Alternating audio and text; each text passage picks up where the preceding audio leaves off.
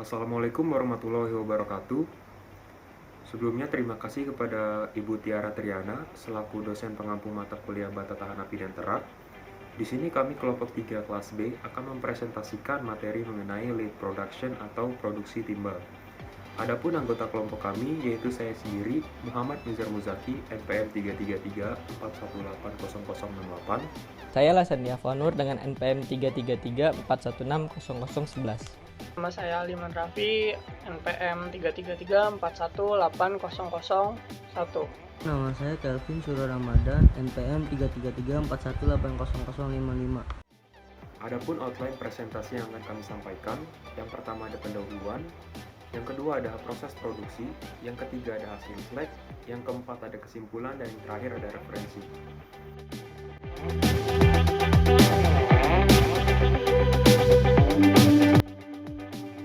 Jenis logam berat yang sering juga disebut dengan istilah timah hitam. Timbal biasanya didapatkan pada mineral galena dengan rumus PbS 86,6%, Pb 13,4% S, ferricite dengan rumusan PbCO3 83,5%, PbO 16,5%, CO2 77,5% Pb, dan agleasite yang rumusan PbSO4 73,6%, PbO 26,4%, SO 68,3% Pb. Titik leleh timbal adalah 1740 derajat Celcius dan memiliki massa jenis 11,34 gram per cm kubik. Timbal memiliki titik lebur yang rendah, mudah dibentuk, memiliki sifat kimia yang aktif, sehingga bisa digunakan untuk melapisi logam agar tidak timbul perkaratan. Adapun sifat fisika timbal dilihat sebagai berikut.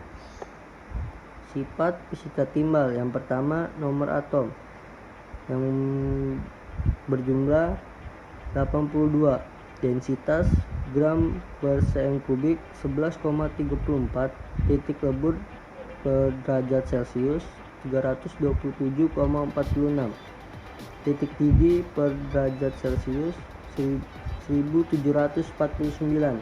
kalor peluburan Kj per mol 4,77, kalor penguapan Kj per mol 179,5, kapasitas pada 25 derajat Celcius J per mol K 26,65, konduktivitas termal pada 300 K atau W per M K 35,5, ekspansi termal 25 derajat Celcius berjumlah 28,9. Dan terakhir, kekerasan atau skala Brinell 9 MPa 38,6.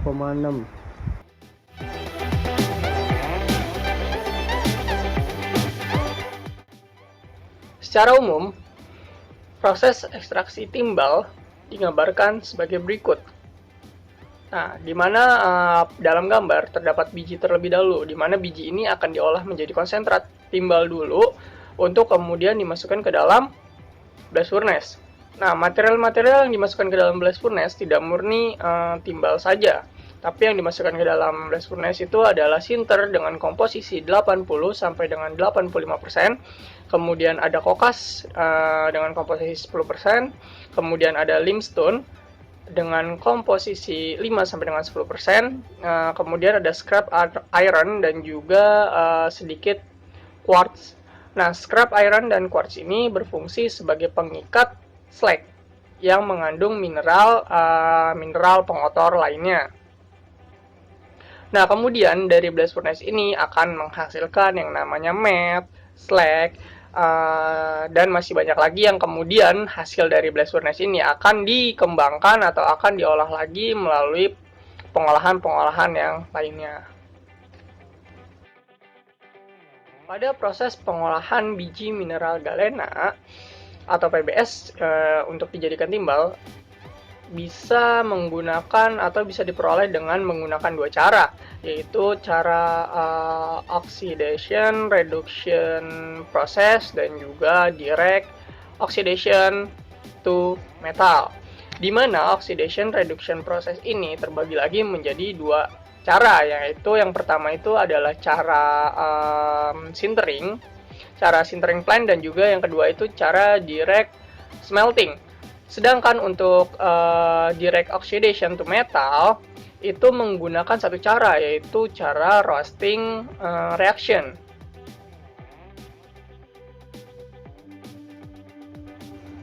Nah, di oxidation reduction proses ini, khususnya di tahap sinter ini, mineral sulfida itu akan dioksidasikan pada solid state untuk menghilangkan kandungan sulfur pada pemproduksi produk sinter atau PBO, untuk kemudian akan direduksi kembali di dalam blast furnace dengan ditambahkan kokas dan juga flux, di mana flux ini berfungsi sebagai pengikat slag dan mineral-mineral pengotor lainnya.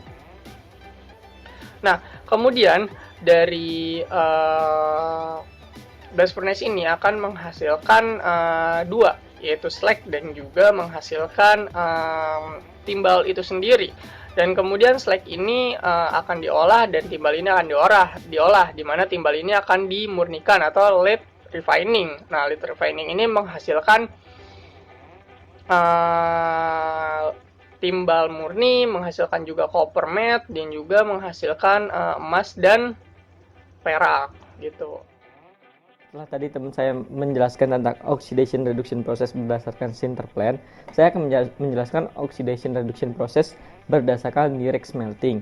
Nah, pada proses direct smelting ini menggunakan suhu sebesar 1473 Kelvin, di mana pada prosesnya itu bahan-bahan yang dimasukkan ke dalam proses ini yang pertama ada konsentrat Pb sebesar dengan kadar 50-60% Pb, terus ada flux dan coal atau coke sebagai bahan bakarnya. Nah, itu dimasukkan ke proses direct smelting reduction process, di mana pada direct smelting reduction process ini terdapat tiga hasil.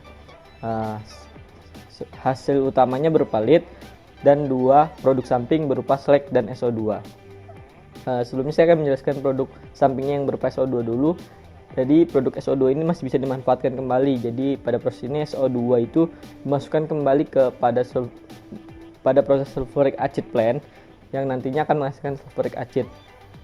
Nah, sedangkan produk utamanya berupa lead itu dimasukkan pada proses lead refining. Nah, pada lead refining ini menghasilkan dua hasil, di mana copper matte sebagai produk samping dan refined lead serta silver and gold sebagai produk utamanya.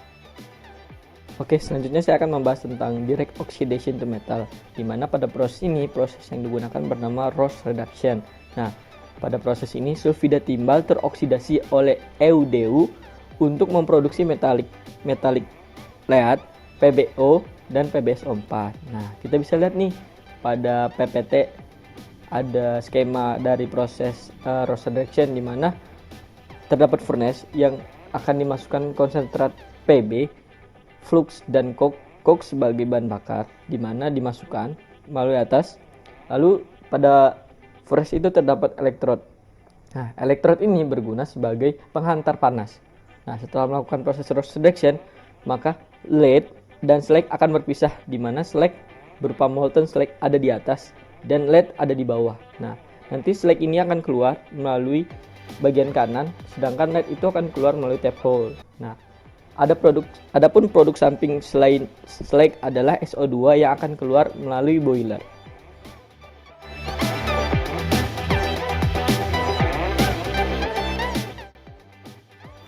Nah, di sini saya akan membahas slag yang dihasilkan dari proses produksi peleburan timbal.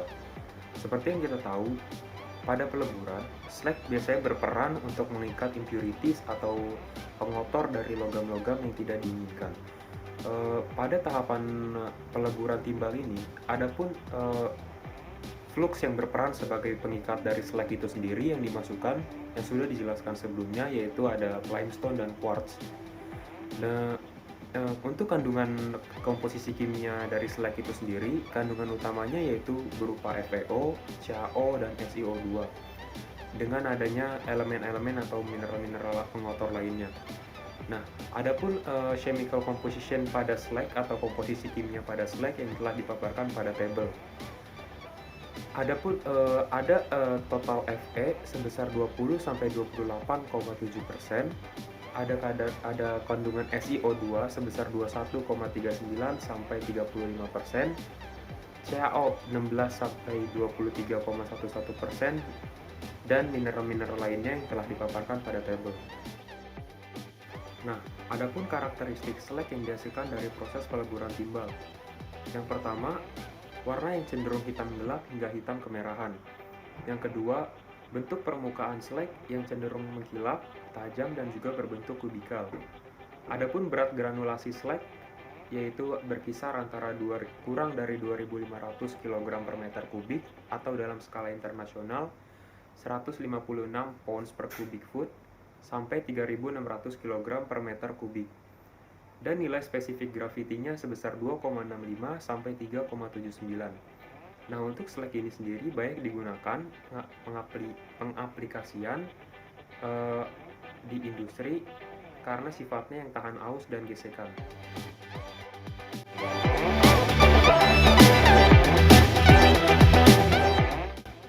Baik, kesimpulan yang dapat diambil dari presentasi ini yang pertama adalah timbal di alam itu bisa berupa mineral-mineral berharga, salah satunya adalah galena. Kemudian proses pengolahan biji galena untuk menjadi timbal dapat diperoleh dengan dua cara, yaitu oxidation reduction proses dan juga direct oxidation to metal, di mana oxidation reduction proses ini terbagi lagi menjadi dua, yaitu sinter plant dan juga roasting dan juga direct smelting. Dan untuk yang satu lagi yaitu direct oxidation to metal, itu prosesnya cuma satu, yaitu roasting reaction. Kemudian yang ketiga, karakteristik slag pada timbal ini di blast furnace itu akan terbentuk apabila temperatur berada di 1200 derajat Celcius sampai dengan kelebihannya.